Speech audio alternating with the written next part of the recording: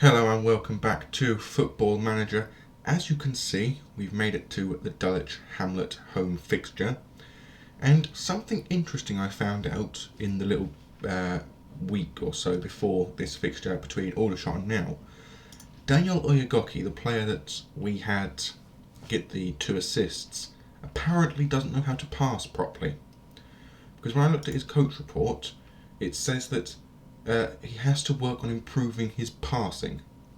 He got 2 assists in the last game for Tyrone O'Neill, which I think you would probably agree means he's got very good passing ability. I don't believe any major things have happened between last game and this one. We have obviously... did he play in the last game? No, he didn't. Okay. We brought in Oscar Terenzi from QPR on a loan deal, as he obviously hasn't played at the moment. And the main reason we've done this is to give Tom Bradbury a break from football for a bit, because he's not really done well, I don't think. Going back to the last game against Aldershot, the team we played that game was a very strong team, it was a very good team, but Bradbury did not play well at left back. And I think he'll be more suited to playing as a centre-back, but with the number of centre-backs we've got, it's going to be quite difficult for him. I might be forced to move him on. Tyrone O'Neill, very happy to have him still at the club, obviously as the left winger, although technically he's predominantly a left striker, but that's fine. To be fair, there's not really a lot of problem I have with him at the moment, at the very least. We are trying to get him to do a lot better in terms of his winger position. In other words, crossing, first touch, and the ability to move up and down the pitch quickly. But other than that, nothing really needs to be noted. Financially, the club's very good, very strong still. Lost 70,000 since the last video. Not great, I'll grant you. But yes, it could obviously be a lot worse, of course. So let's head on to the game today. We know that if we win today, we obviously could go top, of course. But this side that I've got today playing, I'm not changing this, because despite the fact there's a few players not in terms of good condition, it doesn't matter, because what's going to happen is, if Robson comes off, he's going to come off for Hobbs to go into centre-back position. Then Eddie Carrington can come off for Jamie Allen, and Earing can come off for no one, because we've got midfield on the bench for some reason. Realised why we don't have a midfielder on the bench, because Tomlinson's still injured. So we don't actually have we don't have a backup centre midfielder, that's why. You'll also notice this name down here. Anyone who watched last season will know this man, Connor Hall, a Bolton Wanderers former player. He's been released from his contract with Woking, who he signed for at the start of this game on a free transfer, and we've got him on trial. Unfortunately, according to his trial, he's not that good, and that is a problem. He's not very good. I mean, he would technically be on par with the 2 other strikers we've got at the club, but we don't want a player on par, we want a player that's better. So he's probably not going to sign for the club permanently. So for now, he's just at the club on trial. So let's get started with the fixture today and see what we can do. Oscar Terenzi obviously needs a number 24, be fine for him. Please making his debut, very good. For obvious reasons, we need to make a debut for him as well, and he's happy to do it, which is also very good. So here is the team sheet. We've got Matt Jones as captain for us in goal, Daniel Oyegoki, Alex Kirk, David Agbon-Tahoma and Oscar Terenzi in defence. We've got Paris Magoma and Jack Earing in the centre of midfield, with Eddie Carrington, Max Robson and Tyrone O'Neill ahead in the attacking midfield positions, with Ryan Hillier as striker. On the bench we have Jack Hobbs, Niall Mayer, Jamie Allen, Tom Bradbury and Will Huffer. I do apologise, I just yawned. For some reason I haven't got enough sleep apparently. I do apologise. On the team for Dulwich Hamlet, we have Hubert Grazic in goal, Aaron Barnes, Jesse Deborah, Mungo Bridge, Daniel Oyo, Corey Henry, Diogo Barbosa, Corey McEwen, Reece Alisani and Shamir Mullings, with Giovanni McGregor as captain. Whilst on the bench we have Courtney Watson, Nick Cranston, Luke Shields, Tyreek Hyde and Ruben Samut, with referee Nigel Lugg. So let's pump fists and say that we're favourites for a reason. Let's make sure there's no doubt as to why.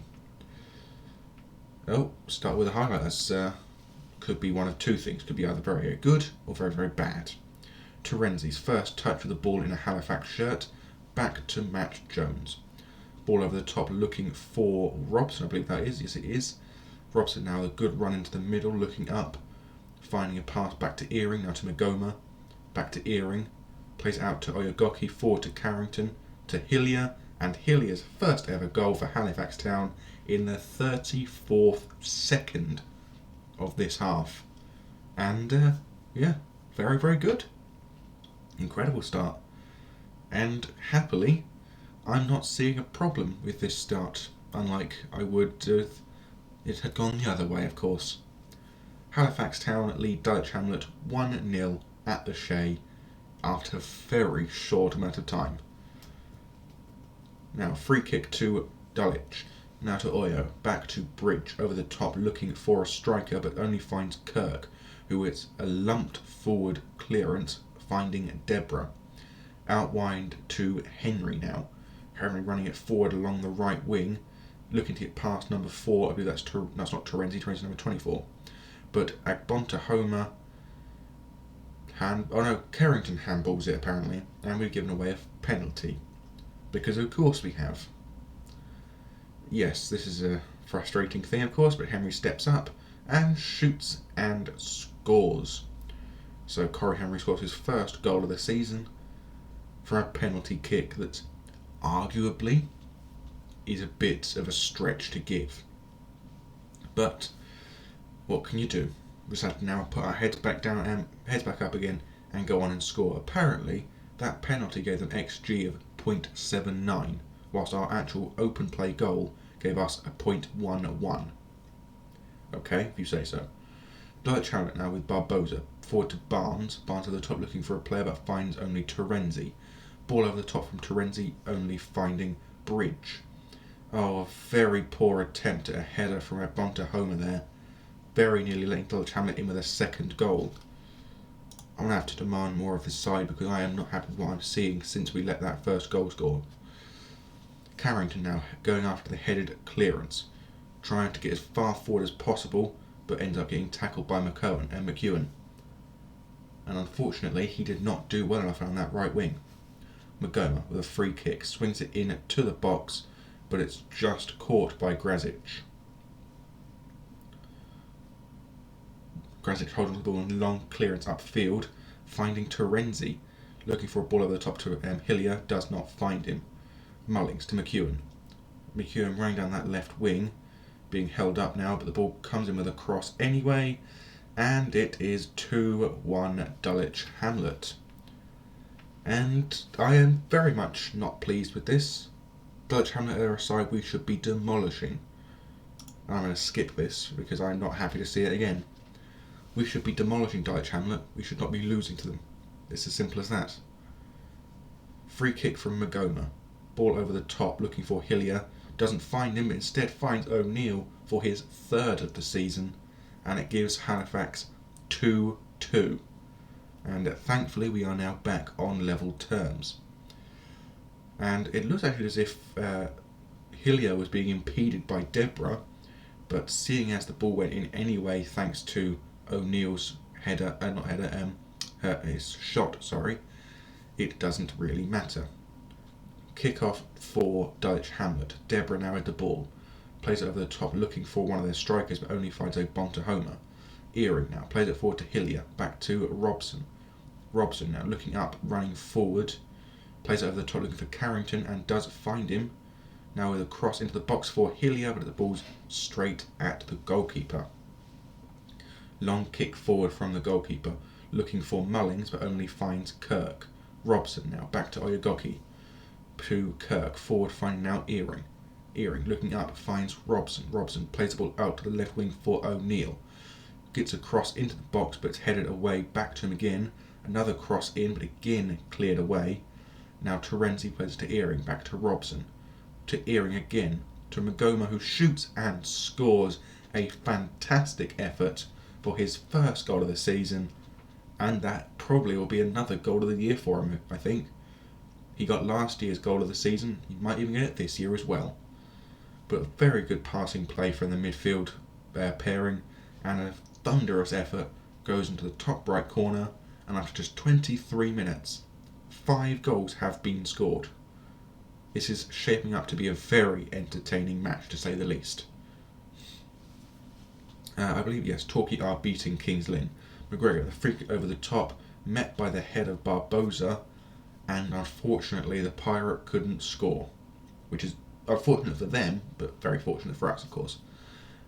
Torquay, as I mentioned, are beating Kings Lynn Town 1-0, which is obviously good for them, but I was hoping they'd be held by Kings Lynn. Fortunately, have not been. Now at half time, I've noticed 2 players need to come off. I'm going to pump my fists and say I know you're capable of better, and then bring off 2 players. Number 1, Agbontohoma, because he is on a yellow card, and B, because he was the first player I know to go down into the red on condition, which is not good. The second player I'm bringing off is, where is he? Carrington, for Jamie Allen, because he was the other player I noticed going into the red. So the next player coming off will probably be Robson, and I'll probably bring him off for either Bradbury or Mayer to have another centre back in the back line to hold, so to speak. But for now, 2 substitutes are fine. So then, we go again in the second half, and as you can see, we have not played badly. Ball over the top from the Dulwich goalkeeper, met by the head of, I don't know who that was actually, but Hillier passed it back to Robson, then Robson to Earing. Earing out wide finds Allen, the new man on. Allen plays it back to Oyagoki, cross the ball in for Hillier, and it's a penalty, and I'm not giving the penalty to Magoma. It may sound bad, but I'm actually going to give the penalty to O'Neill, because O'Neill, actually no, I'm going to give it to Ryan Hillier, because he was the one that was fouled, and he has a better penalty taking and composure rating than both Magoma and O'Neill. So, penalty kick for Halifax. Hillier steps up and shoots powerfully into that left corner and makes it 2 in this match. Not only has he scored his first goal for the club today, he's also scored his second. And one can only wonder if he'll make it 3 for himself and 5 for the team. And we have gone top. Torquay are unfortunately losing to Kings Lynn according to the table. Terenzi thrown to Robson, back to Terenzi again, now Earing to Hillier, now to Robson, who shoots and scores his first ever Halifax Town goal, and it now is 5-2 to Halifax. I have noticed this for some reason, that bigger scoreline seems to be very common at the lowest levels in this edition of Football Manager, because this is not the first time I've had a game score more than 5 goals, with another team also scoring and still actually being with a chance of actually coming back. But a 5-2 lead now, and at the moment, at the very least, Kings Lynn would have to win by 2, not Kings Lynn, Torquay would have to win by at least 2 goals or more to go top if we stay the same result. But as you can see, we are not. And we're now going to make our final change of the match, and it's not going to be Robson. It's going to be Daniel Oyagoki for Niall Mayer, because he's A, on a 6.3, even though we're winning 5-2, which is atrocious, and B, he's on the lowest condition, which is going to be worrisome for a right back to be on. Right, ball over the top, finds Magoma, now to Allen. Allen running it through to the edge of the box, looking now to cross, but gets blocked. Magoma with a shot, back to Magoma again, shoots again, but blocked once more. Now Watson running clear, looking to get through the middle of everyone, shoots from range, but it's a poor shot, off target, and with just 5 minutes left to play, the game still remains 5-2. Throw in from Dulwich to McGregor. McGregor passes it to Oyo. Io to Henry, crossed it in, headed away by Hobbs. McGregor chasing it away. McGregor back to Hyde now. Hyde over the top looking for Alisani? Yes, Alisani. But a free kick is awarded because he was offside, so that's a good thing. 4 minutes of stoppage time now, and I can't see them scoring 3 goals in 4 minutes, and they didn't even score 1. And thankfully, Halifax Town have dominated a game where we should not have really conceded any goals. And I'm very happy with the way we played in that second half. Going from 2-1 down to winning the game 5-2 is very, very impressive. And not only did Terenzi make his debut for us, he made his first ever debut for any club. So let's go into this. We are chasing a Charlie Kelman loan deal, mainly because we want to make sure we have a backup striker if O'Neill is forced into playing left wing for a long period of time. So we've got a backup striker in terms of Charlie Kelman coming in, hopefully. And as you can see here, it has been accepted. We're just waiting on him to actually come through. Now, apparently the board want me to sign players. Preferably, I'd actually rather have them be available to the club as a loan, as a young player, so we have financial capabilities to... actually, they have actually gone through with it. So, apparently, just demanding them do the work is actually possible. Right, so where's the one that says reputation? There it is. Yes, there we go. Not enough money. That's unfortunate. And this one is probably going to be not much money as well, because not much money. That's a problem. But seeing as we've got a large amount of money coming into the club regardless, it isn't that big of a problem, of course. And we've nearly hit the 2,000 fans mark, which is a very nice milestone to hit for a non-league side, of course. And Terenzi was actually signed to QPR for £250,000. And he's come down to non-league to start his career off pretty much with a bang, to be fair. Hereford's Aaron Lomar with a goal and assist in his league debut, which is very nice. George Harmon with a nice win for Boston United against Curzon Ashton. Hillier on form, no question, 2 goals and an assist. Definitely best performer on the day for me. And apparently we weren't even the biggest scoreline of the day, with Yeovil and Wellston beating out both of our teams by a goal each, which is that's just too much, I think. So £85,000 being spent on improving the youth facilities, which will be completed by September of next year. Now, whether I'll be here then is another question, but that is what's going to happen. Of course, according to this, actually, they're not starting until April, so it's just plan work for now. But yes, whether I'm here or not is obviously going to be another question, because my contract does run down at the end of this season, because I'm just doing year-by-year contracts just so I can get through what needs to be got through. But as you can see on the job centre, the only 2 jobs available currently are Leeds and Nottingham Forest, who are in the Premier League, mind you. So I'm very surprised they sacked their manager if they did. Oh no, he just left for Burnley, not Burton, who are probably actually still in League One, to be fair. Burton Albion are, yes, almost getting relegated from League One, so fair enough. But back on track, of course. We'll probably come back around...